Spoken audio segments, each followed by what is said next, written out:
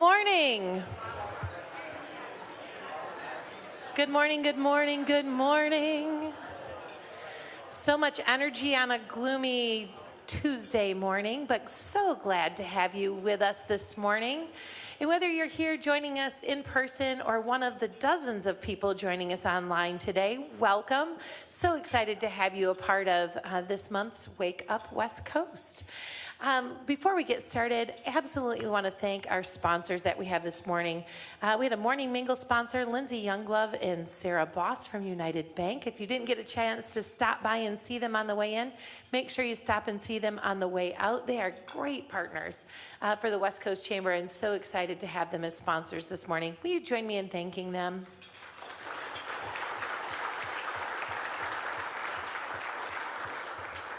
We also have a program sponsor this morning, Consumers Energy. I'm joined by Rich Houdeman, another great friend of the Chamber. And we're going to talk a little bit about things that are going on at Consumers Energy. There's nothing going on, right? Consumers Energy? Not even a little bit. So let's start with a big one. There's a lot of conversation about energy supply, right? And whether it's because of storm damage like we're seeing up north, or because of people like me driving electric vehicles and plugging in. Talk to me a little bit about what you all are doing to make sure that there's energy available for all of us. Well, thanks a lot, Jody. Thanks for having us this morning. Got a great program. It's really nice to talk with Grace at the table there. She has a lot of fans, by the way. A lot of people coming up to talk to Grace. True. So just I think it's really important to understand, obviously Campbell's gotten a lot of attention in the room in the area. And I just, Zealand's probably not getting the love that it should. That's a great plant we're investing heavily in. But we have about 5 plants around the state that are like Zealand. What enabled us to close Campbell a little earlier was the fact that the Covert plant down the lake was available. And we purchased that, which is almost like for like for Campbell. And so that really is a great power source for us. All that power was going to the eastern seaboard. So now we're going to keep that Michigan-made power in Michigan at much less cost. So we have, like I said, those assets around the state. And, we love being here in New Zealand. We work great with Andy, Tim, and Mayor Kleinstra. They've been great partners working with that. And we're going to put another 50 megawatts in there this year. Love it. So we're seeing a wide variety of energy sources, right? So what are we seeing come online, and will we see that impact our bills in a positive way sometime soon? Yeah, it's right. Like, so, okay. No pressure, just a couple of friends, right? Just Nobody's listening. I hear you. It's so what we're seeing in Michigan is, we feel our numbers show that we're going to save about $600 million over 20 years for closing Campbell. And but we are reinvesting some of that for our 2 million customers. We're having the most violent storms in the last 10 years in our company's history. So 8 of our last 10 catastrophic storms have been in the last 10 years. So in our 130-year history, Michigan's weather is changing, and we need to step up our game to keep the lights on for our customers. So we're on a big mission to do that, and we're doing that a lot of different ways through smart grid investments. We're trying some strategic undergrounding, and really just trying to do smart things to try to accomplish those goals. Love that. So last question, Rich. I so appreciate the partnership that we've had, and Consumers has been very engaged, and it feels very deliberate choice that you all have made. Yeah. Why is it that you've chosen to be a part of the West Coast Chamber? Well, you guys do things so well here. Wait, what was that?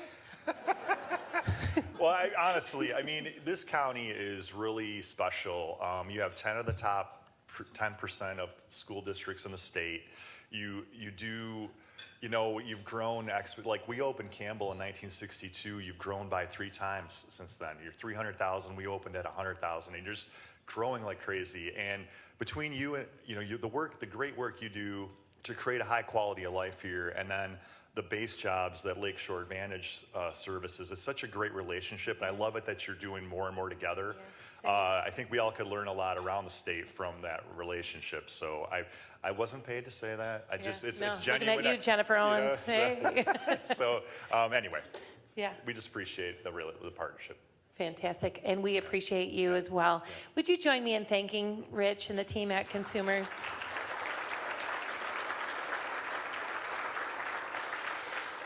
So, if you come to a chamber event, we're always going to work in a little bit of networking, and that is true this morning as well. So we're going to give you a few moments to chat with those at your table. This morning, we're going to ask you to introduce yourself, your name, your company, and what do you most enjoy about the place that you get to work. All right, with that, we'll let you get started.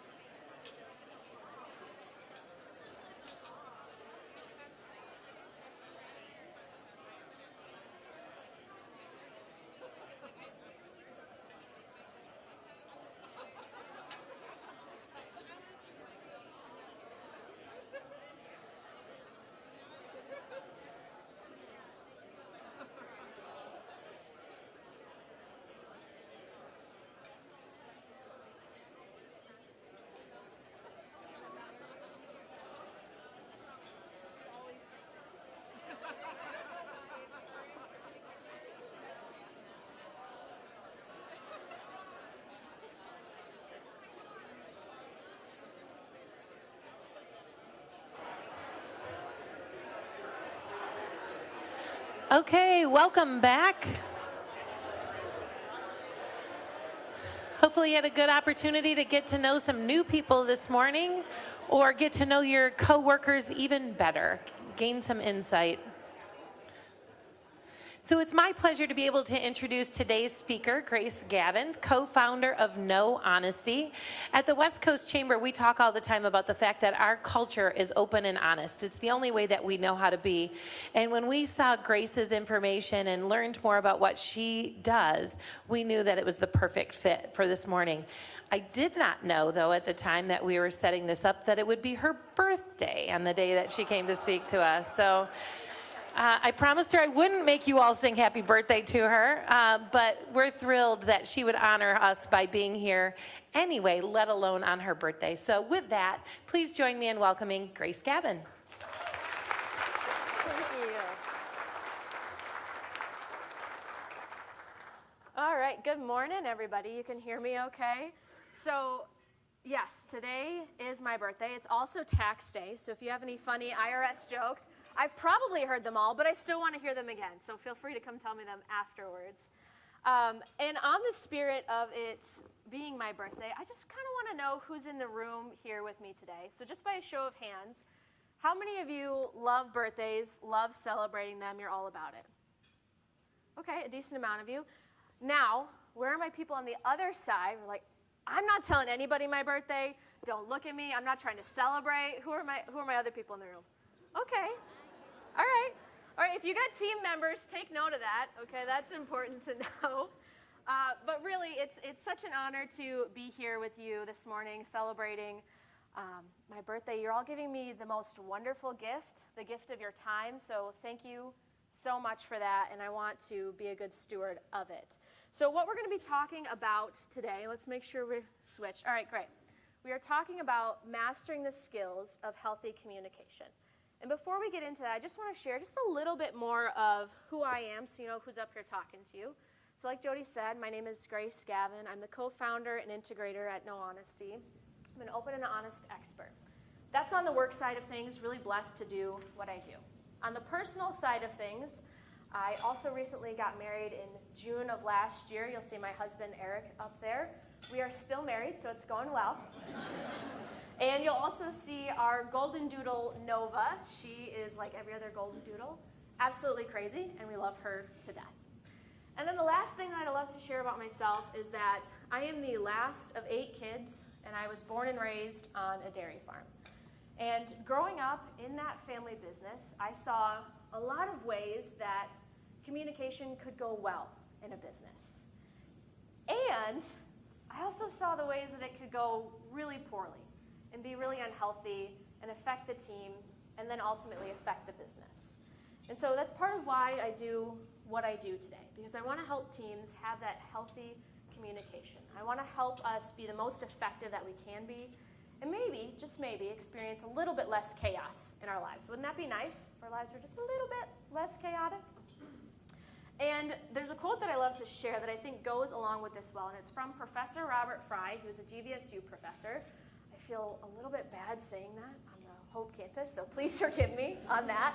But he was also a Whirlpool exec, so he's seen the world from a lot of different angles. And he said that the single biggest issue with companies is, I bet you can guess, communication. The single biggest issue is communication. It is not talent or strategy or your operations, communication. Because what do all of those things have in common? It's your people's ability to communicate, or maybe not communicate in some cases. Maybe it's unhealthy, maybe it's miscommunication, it's confusing, there's not clarity there. And so that is the single biggest issue that we face in our companies and our organizations, is our ability to communicate. So that's what I want to help you here this morning, is develop those skills to have healthy communication and to be able to carry that forward with you throughout the rest of your day, into your team and into your organizations. And so there's a very, very simple equation that I'm going to share because I'm not a huge math person. And so I like to keep things simple. And what we're after, like I said, is healthy communication, which in my world is really real communication. So I'm going to use those words interchangeably. And how we get to real or healthy communication is this. It is open plus honest equals real communication. Open plus honest equals real communication. And we're going to think about those two words maybe a little bit differently than how you hear them out in the world today. Because we say open and honest all the time. I'm going to be open and honest with you. What does that actually mean? What am I actually saying there? And so that is what we're going to spend our time talking about today and developing those skills. So I want to start first with the honest side of the equation. And if you want to, for those joining us in person, there's a handout in front of you. You can use that, fill it out, take notes on that. If you've got a photogenic memory, I'm jealous of you, and you'll just remember it from there. But starting on the honesty side of things, as we define it, honesty is being truly and freely yourself, speaking into what you want and how you feel. I'm going to say that again. Honesty is being truly and freely yourself, speaking into what you want and how you feel. If I don't have the real you, what do I have? What am I working with? Some of my clients will say fake, phony, facade. But what's certain is that if we don't have you being honest, if you're not being truly and freely yourself, if we're not clear on what you want, how you feel, well, then the work gets a lot more difficult, doesn't it? I had a client a couple months ago that when I bring them together and we do workshops, one of the questions that I ask them, I say, what is the most important thing that you need to be honest about? What is the most important thing you need to be honest about? And this team had recently hired a new individual, a really, like a rock star of a player. The kind of person where you can't believe you got them on your team and you're so excited. You ever hired somebody like that? Yes, woohoo, we got her. That's the kind of individual that they hired. And so we're going around the table, and I can see as individuals are sharing, we get to her, and I can see her kind of hesitate. She's like, And I look at her and I say, look, we got to have you as you are at this table. We need you to be 100% honest. And so she kind of took a deep breath, and she said, I need to be honest about my capacity on this team, because you all hired me in a full-time position, but then I've been asked to take on additional projects, join more meetings, generate extra reports, and I've been saying yes to those because I want to show you that I'm a team player, that I'm in, that I'm excited to be here just as you're all excited to have me. And so I wanted to say yes, but it's really stretching my capacity. And I'm starting to lose track of the things you actually hired me to do. And I looked around at the rest of the team after she had said that, and they were kind of shocked. Oh, we had no idea. She hadn't said anything. She just done the, yup, I can do that. Yup, I can do that. They had no idea that they were stretching her, and they were going to push her to the brink of burnout if that continued. And so then the team had an opportunity to have a real conversation about what is our actual capacity at this table? What do we really need to take on? Because we don't want to lose this individual we just hired. We need her. We're excited for the expertise she brings to the team. So at that point, then we're having a real conversation. And we're not just hiding behind the facades and pretending everything's fine. Now, I got to be really clear here. When I'm talking about honesty, I am not talking about being brutally honest, okay? Yeah, some of you are familiar with that. Either somebody's been brutally honest with you, or maybe you've been brutally honest with somebody else. But very, I want to say this, I want to be so clear here. When I'm telling you to be honest with your teams, going back to them in your organizations, what I am not giving you permission to do is say, all right, Grace said to be honest, so I'm going to let it rip. No, that's not going to work. And the reason that's not going to work is I want you to imagine your brutal honesty like a dagger in your hand. And what happens when you come at somebody with a dagger? You're going to be brutally honest with them. Well, their natural reaction is they're going to lean back. They're going to get defensive. Whatever happens there, I can guarantee that they're not actually going to hear what you have to say. And so it is not a good delivery of honesty. It is not the way to have healthy communication. And And so what I would encourage you to do to think differently about it is to be 100% honest, absolutely important. We need that in our teams. And 100% loving. Say what needs to be said, be clear about it, and deliver it in such a way that it can actually be received in a loving manner, giving that care and respect for your team. That's how it's going to be received better, okay? Now, this is one half of the equation, okay? You can think about this as the me, myself, and I side of things. We love honesty. We're typically a little bit better about it. I'm going to share some numbers with that a little bit later. But now we got to go to the other side, okay? So now we're going to talk about openness. And this is the skill that is most difficult for, I'll say, most individuals, right? I'm not going to say 100%. But this is the skill that we really have to focus on building here because it's very difficult. And I want to encourage you to think about it differently here today. Because a lot of times we take openness to mean being an open book or being transparent. If you ask me, I think that's all wrapped up in the honesty side of things. And so openness, as we define it, is listening without reservation, putting your needs and wants on pause for someone else. I'll say that again. Openness is listening without reservation, putting your needs and wants on pause for someone else. I just want you to think for a second, how well do you think that you are doing this today? How well do you think your team is doing this today? How well do you think your organization as a whole is doing this today? We had a client a couple of years ago. I want you to imagine they were a three-person leadership team who was also the three-person ownership team. So you can kind of see where it's already going to get a little bit messy with this team. We had the visionary, we had the COO, and then we had the lead creative. They were a marketing organization. And this team had what I'll call a very unhealthy communication pattern. They would come together every quarter and they would review what happened last quarter, make the plans for the next 90 days. If you're familiar with EOS, it was their quarterly. And what would happen every time in their quarterly is that one of the individuals would throw out an idea, and then the other two would jump in and cut the idea down. So, for example, let's say the visionary said, we need to increase sales by 20%. And then the COO would jump in and say, well, that's not going to work. We would have to hire another salesperson. We can't afford that. And the lead creative would jump in and say, and the services we're offering aren't going to get us to that number at this point. And they would do this to each other over and over and over until they kind of got to a boiling point, I'll say. And they would have to take a break. They would come back together. They would get back into that same pattern, hit the boiling point, have to take a break. This would happen every single quarter. And every single quarter, they would leave with a plan that they agreed to. And I say agreed to in quotes because nobody was really bought into it.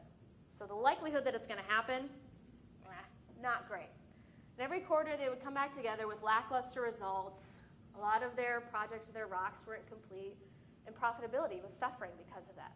Quarter after quarter after quarter after quarter. You can start to feel how that might weigh on you, might weigh on your team. Then comes the quarter of COVID.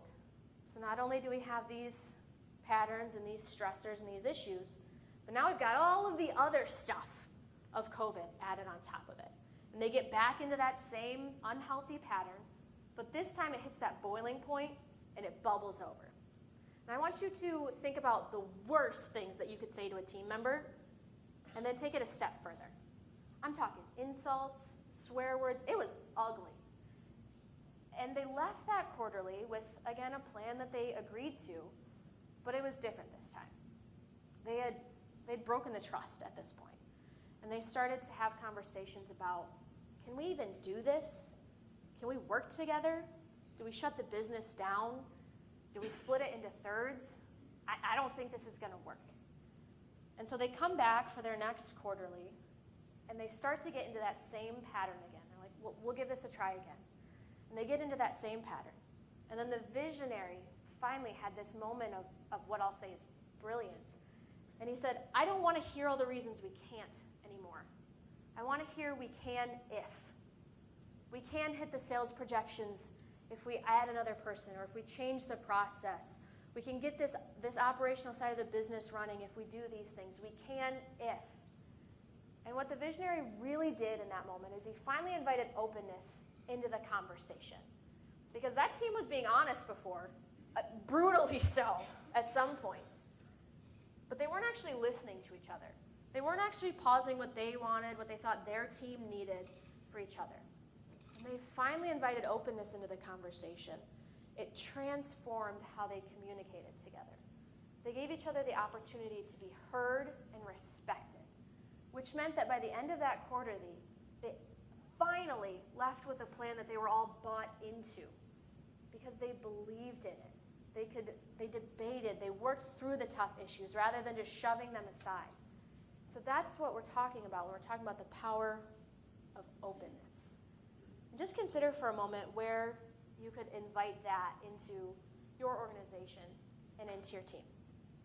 All right, so we've got the definitions. We understand both sides of the equation. Now I want to take us a step further, and I want to introduce some data.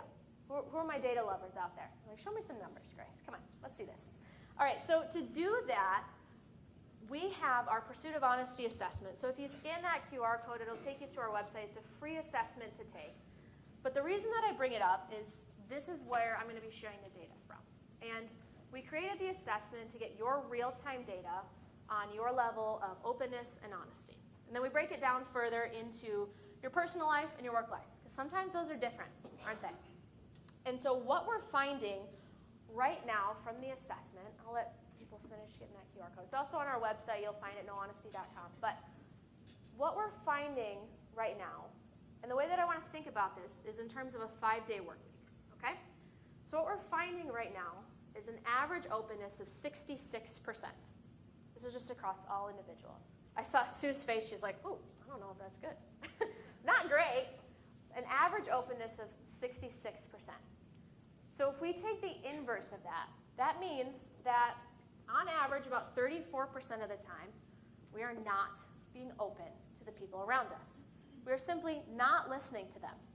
Now, if we take that in terms of our team, and if we're working together 5 days a week, that means we lose just under 2 days where we are not accessing real communication, because we are missing one half of the entire equation. So it's not really healthy communication. Then on the honesty side of things, we're tracking an average honesty of 71%. A little bit better, right? Because that's the me side of things. Our ego loves to focus on ourselves. It's just part of our human nature. So we're a little bit better at being honest. But again, the inverse of that means that about 29% of the time, we're not being honest. We're not being truly and freely ourselves. And so in total, we lose about 3 days out of a 5-day work week where we're not getting to real communication. And so if you're sitting there and you're thinking, why are my meetings so difficult? Why do projects seem to take forever? What is going on here? I don't understand. I would pose to you that maybe this is part of it. Maybe this gets down to the root of it, that we got to work on our communication skills as a team so we can move so much faster. One of the things I hear from my clients all the time is, man, our ability to solve the real problems has gotten so much quicker now that we have these skills. Okay, so that's the data. We have the definitions, we have the data. Now I want to take it even further, and I want to talk about how these two skills show up in the world of work, the kind of behaviors and experiences we see. And so to do that, we're going to look at the open and honest model. Here's where I'm going to ask from a little bit of audience participation from all of you. So feel free to just shout it out when I ask you the question. No need to raise your hand. But what the open and honest model does is it answers the question, what is it like to experience someone in each one of these quadrants? Okay? So no wrong answers here. We're just going to go through them one by one. And we're going to start with low honesty and low openness. So think for a moment, what is it like to experience somebody who's not so great at being truly and freely themselves and not so great at listening without reservation? What's that experience like? Uncomfortable? Unsafe. Frustrating? Good, maybe one more? Unsafe, yeah. Here's what we see. We experience these individuals as oblivious, disengaged, untrustworthy, and unreliable. Let's say that again. Oblivious, disengaged, untrustworthy, and unreliable.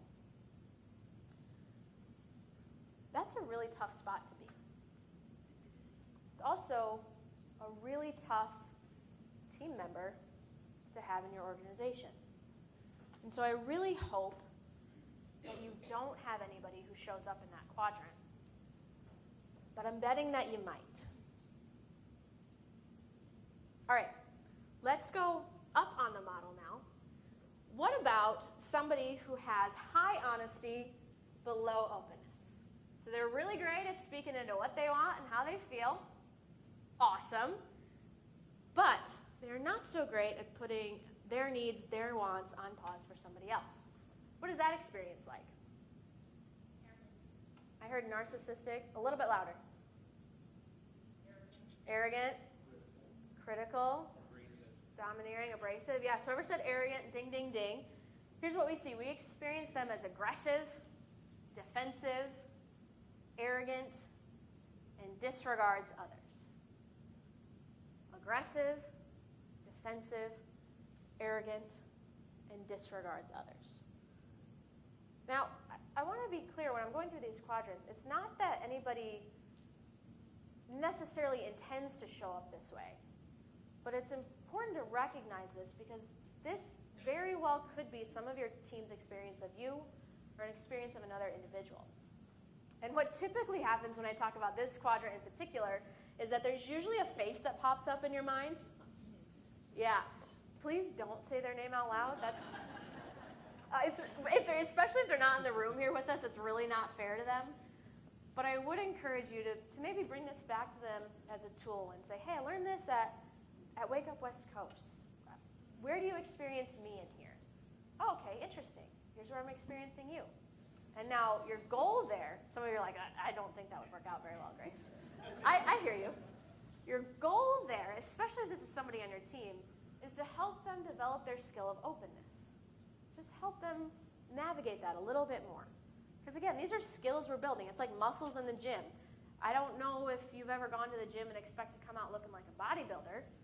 It doesn't really work that way, which is really unfortunate. But we keep going back to the gym anyways. All right, let's take a kitty corner now. What about somebody who has low honesty but high openness?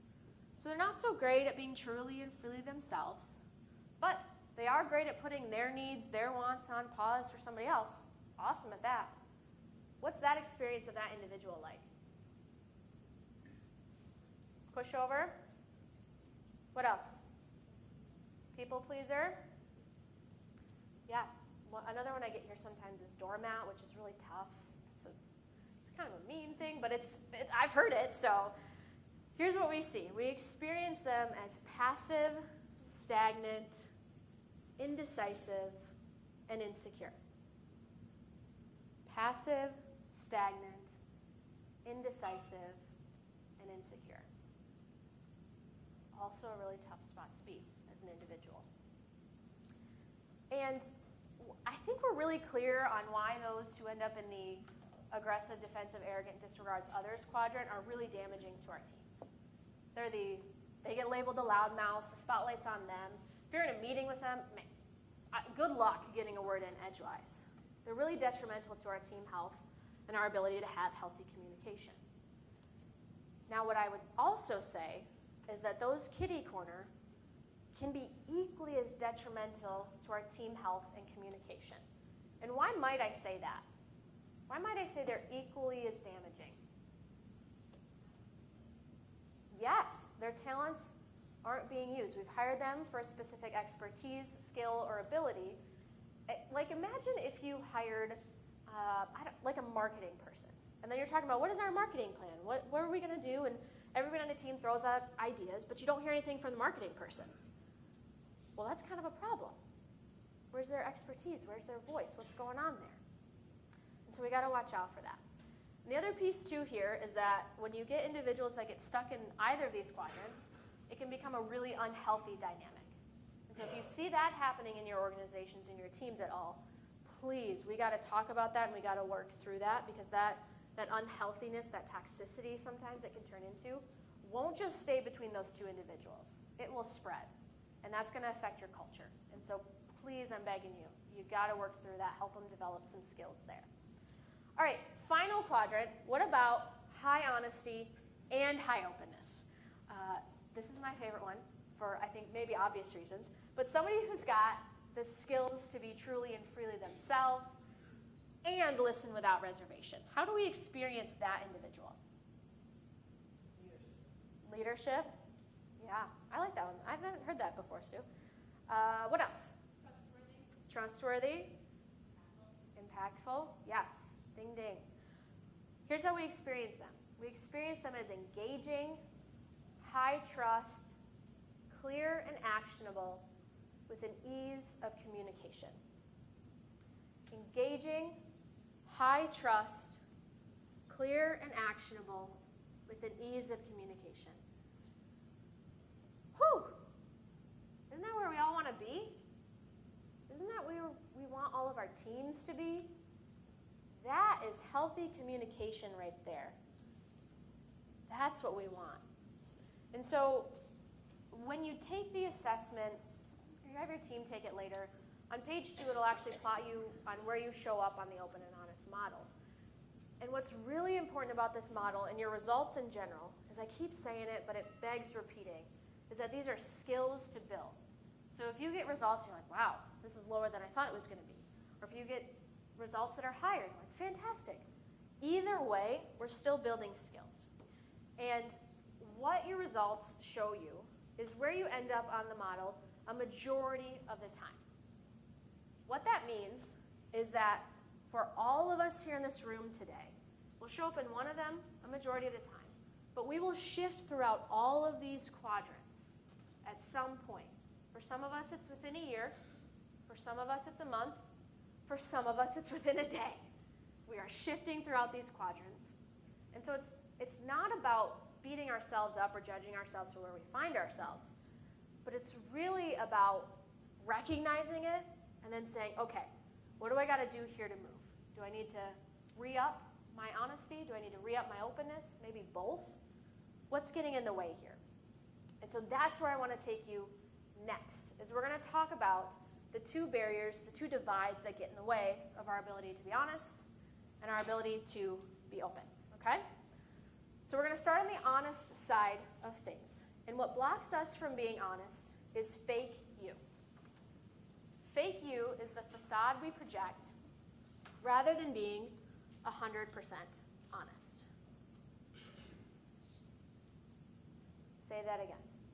Fake you is the facade we project rather than being 100% honest. When I'm teaching this to my clients, and really when I'm teaching it to you now, this is one of our in-the-moment practices, because my hope is that you develop an ability to recognize when fake you is happening in the moment and get rid of it.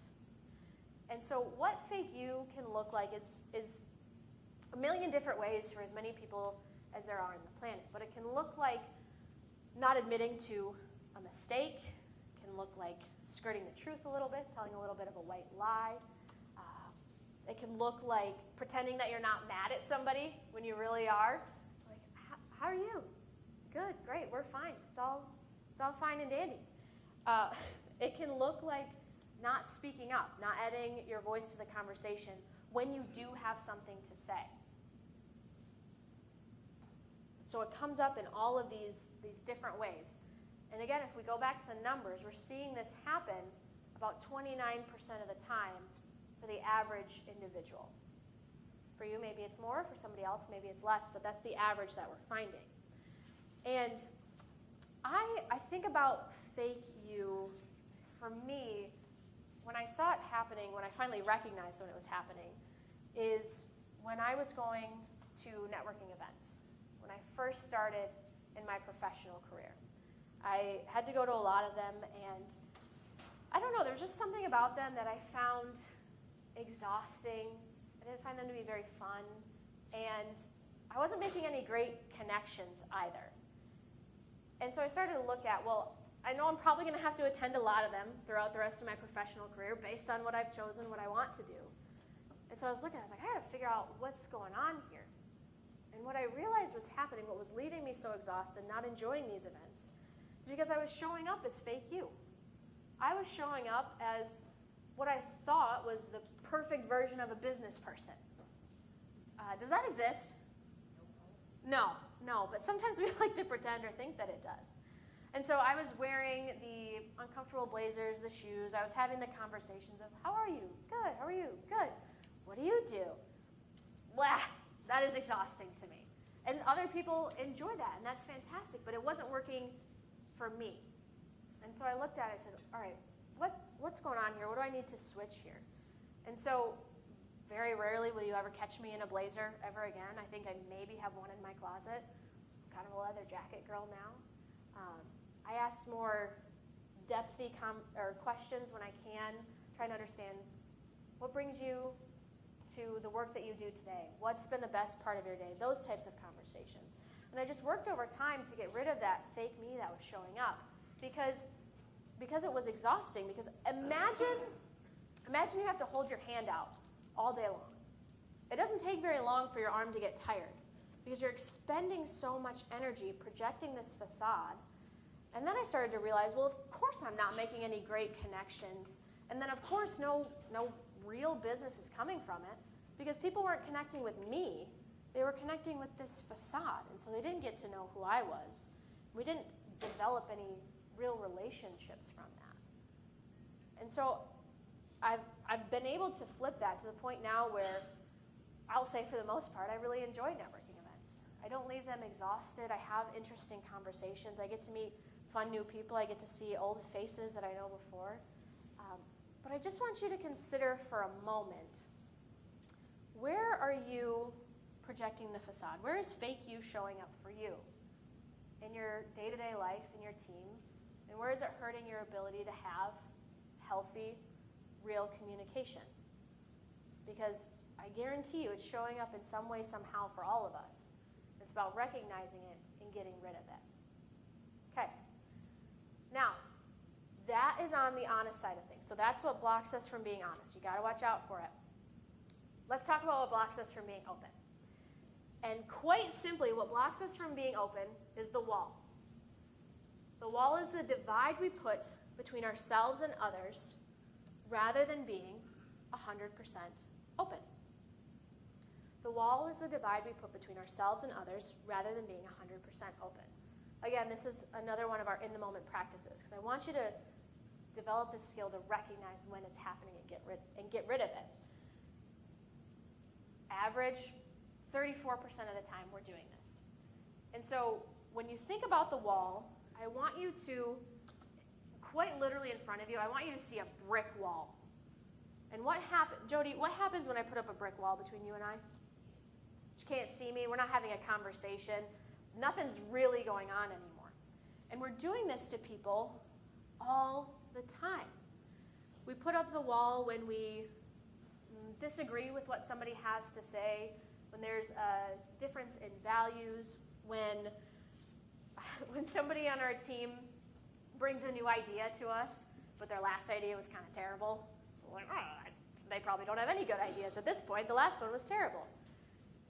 Well, maybe that was the innovative idea we needed to save a project or to move us forward.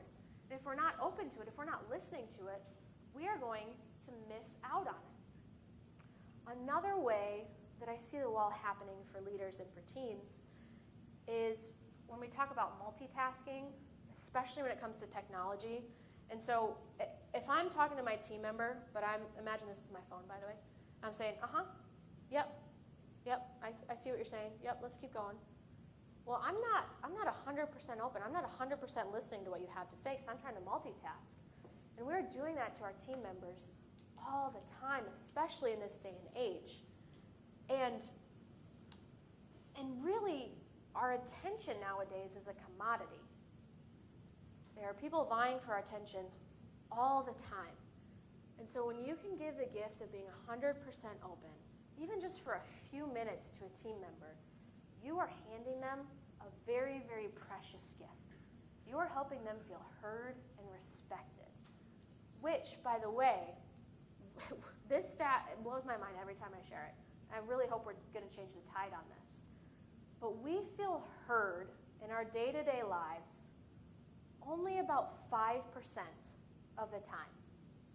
Yeah, I saw some eyeballs. They're like, what? Yeah, we only feel heard about 5% of our day. So can you imagine if you just focused, if you really heard what your team member had to say, and you helped bump that up to 10%? Still not a ton, but man, we're doubling it. The numbers are good there. And so can we develop that? Can we help our team members feel heard and respected? Can we put down the wall? Because, by the way, it's not just about our team members and those in our organization, but if I put up a wall here because I disagree, and we have a difference of values here, and there's a new idea here that I don't like, well, what happens all of a sudden? All of a sudden, I'm surrounded by these brick walls. And so not only am I stopping the communication this way, but I'm stopping any connection, any real relationships, because now I'm isolated, and I'm surrounded by all these walls that I've built up instead of the people in my life.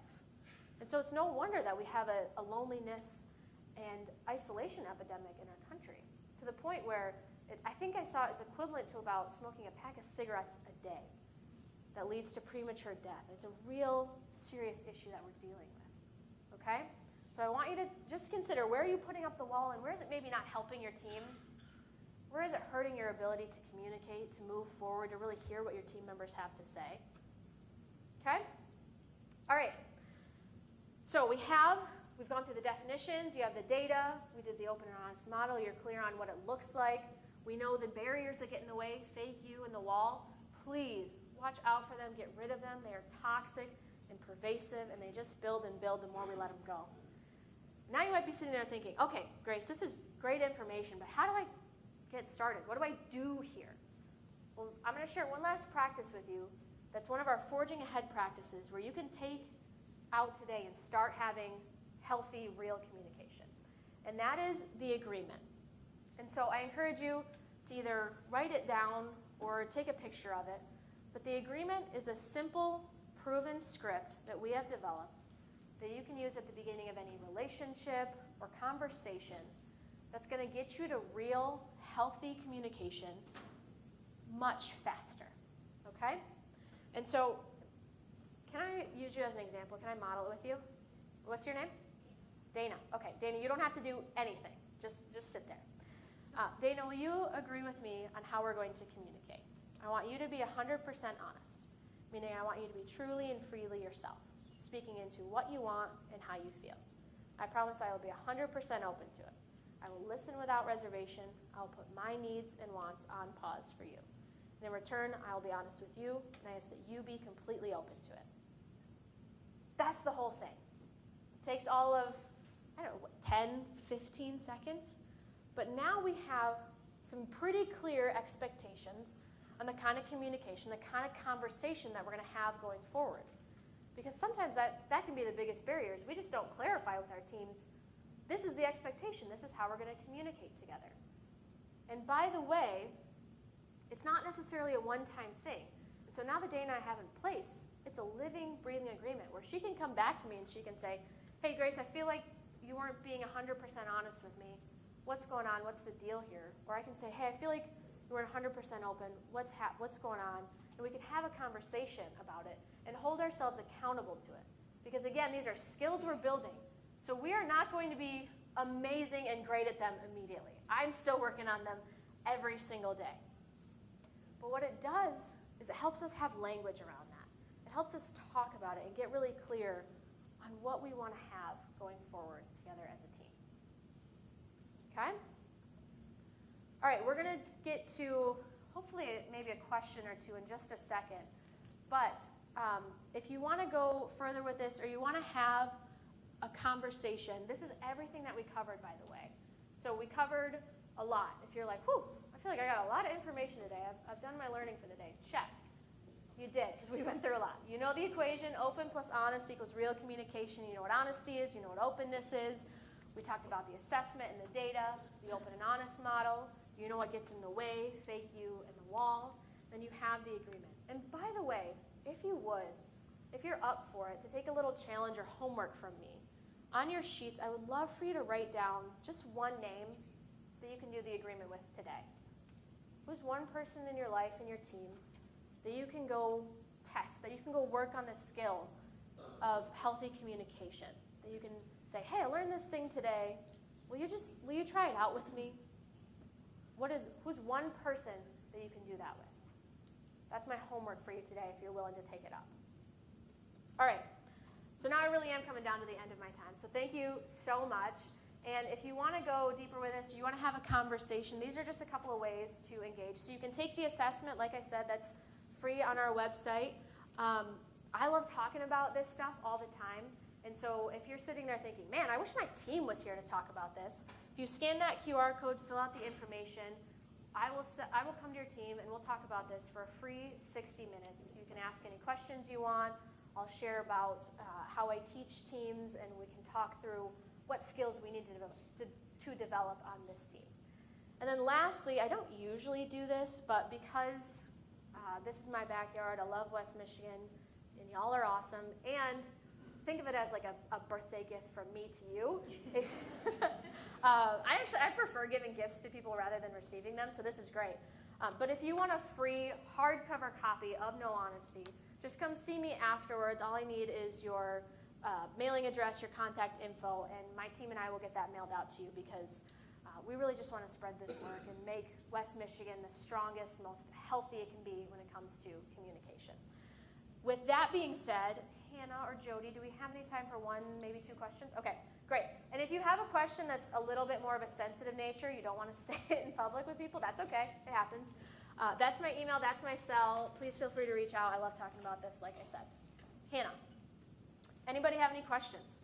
Anything goes, right here.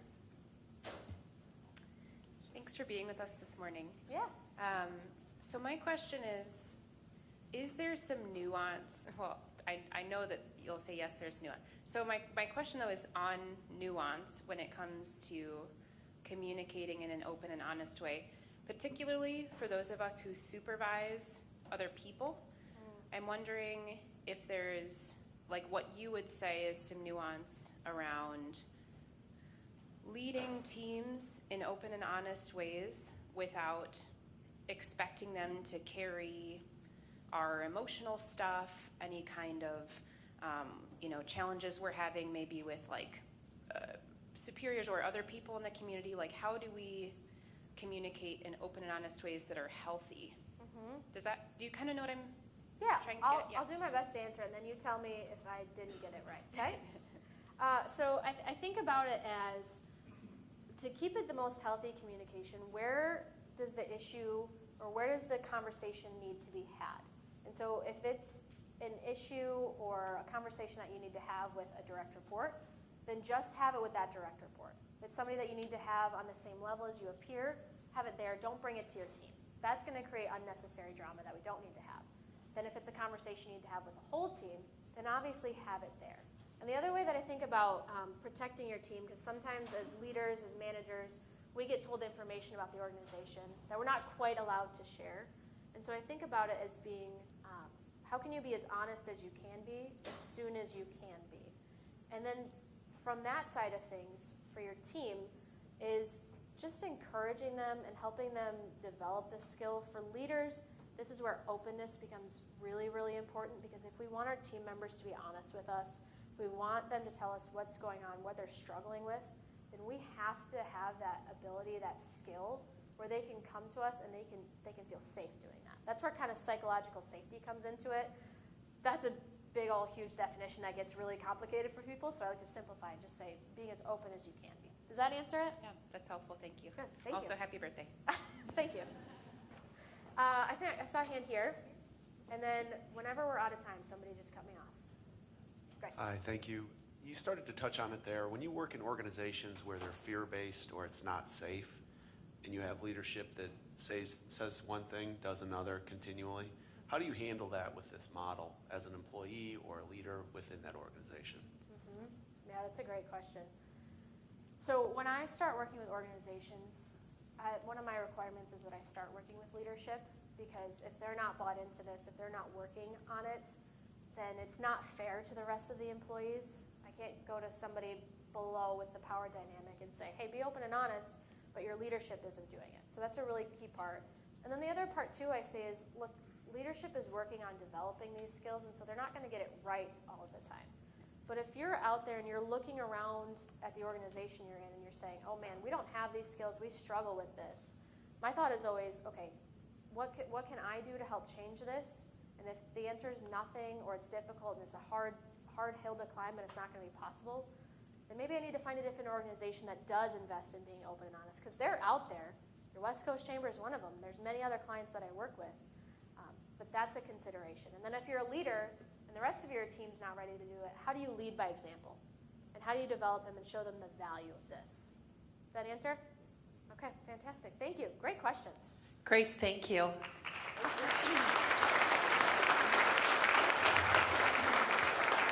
You've given us a ton to think about today. I was fast and furiously scribbling my notes this morning, and I'm sure my team is like, oh, I'm going to hear about this later. Because open and honest, right? Yeah, there we go. sure. Thank you Yeah, so thank much you. for being with us today. Thank you as well to United Bank and Consumers Energy for sponsoring today's event. If you didn't already stop at the table on the way in, make sure you stop and see Lindsay, drop a business card in. They're actually giving away some West Coast cash. Is there a better gift? So make sure you stop by and see Lindsay before you head out. Next month, we'll be back, but in a different format. It is Leadership Live next month, and that will be happening on Friday, not Tuesday, May 9, and at Getty Church. And we will be joined by Mike Nowakowski. Let's take a listen to what Mike's going to be telling us. Remember a character named Bob Parr. Bob Parr was a superhero. He was known as Mr. Incredible. But there was some public backlash back when he was really acting as Mr. Incredible, which forced him into hiding, and he had to take the civilian ID where he was working as an office worker in this mundane job. I want to share with you at this event on May 9th at 10:30 about how you take a Bob Parr within your organization and create the opportunity for him to shine as a superhero again. And it's really about that dynamic of the relationship between his manager and himself, and how you unlock this authentic human connection so that these people can shine. We have organizations full of Bob Parrs. Let's get those superheroes working for us again. Let's stand out as unmistakable companies. See you May 9th at 10:30. Love it. So join us May 9. Learn how to get that inner superhero out and making an impact at your organization. All right, one last thing before we go. My favorite day of the year is coming up. Hannah's celebrating in the back of the room. On Wednesday, May 14, it is Community Impact Day. If you have not already signed up to help on that day, I strongly encourage you to do so. It's our goal this year to have 2,025 volunteers serving here locally for 2025. We're really creative. And so we'd love for you to be a part of it. We have over 1,600 people already registered here locally. A cool thing that we're doing this year that we'd love for you to be a part of is that we've expanded this across the state. So we have 8 other chambers joining us for Community Impact Day on the same day, same time, same blue t-shirts across the state. So we already have over 3,000 people signed up. Be a part of it. Be a part of making an impact. We're going to turn our little ripples of influence here into tidal waves of impact across West Michigan and beyond. So join us, take a minute, sign up, bring your teammates, bring your family members. It's a great day. So with that, I'll say thank you very much for being here today, and go make it a remarkable day. Thanks, everyone.